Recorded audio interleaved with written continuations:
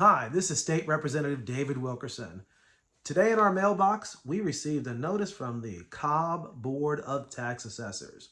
And this is the annual notice that goes out to tell you what your house is worth. And in the past, it would tell you how much taxes you might be expected to pay in the fall. However, you probably heard me talk about this when House Bill 581 first passed.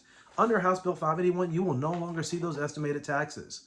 Instead, your bill will look something like this.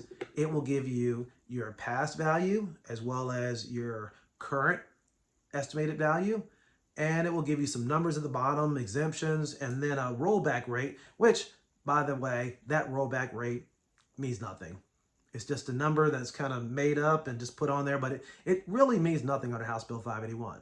And then that blank yellow spot, that tells you in the past how much you would pay in the fall. However, you'll notice that it's a blank spot now. So you have no idea what your estimated bill is going to be until you get your bill in the fall and be expected to pay it. So if it goes up 15%, 20%, you won't know until then.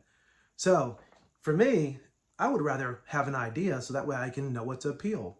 If I want to appeal, yes, my value went up. Maybe that's a good thing. Maybe it didn't go up, but I know I don't want to pay more in taxes. And so I appeal the value of my home. In the past, if it didn't go up that much, I'd be like, well, it's not that big of a deal to fight. But once that number starts going up 15% a year, you're probably going to want to appeal. So I will say the Cobb Tax Commission has put together a great tool that you can go there, plug in your values, and you should be able to calculate your estimated taxes. But if you don't do that, you can get the big surprise come the fall and be expected to pay a bill that you didn't know was coming.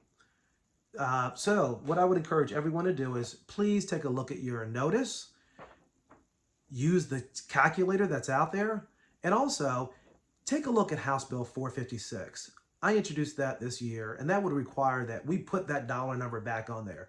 No homeowner should ever be surprised when it comes to taxes. Whether you want to pay them, whether you don't want to pay them, if they're due, you got to pay them. And so I would rather people know what those numbers are and then plan appropriately.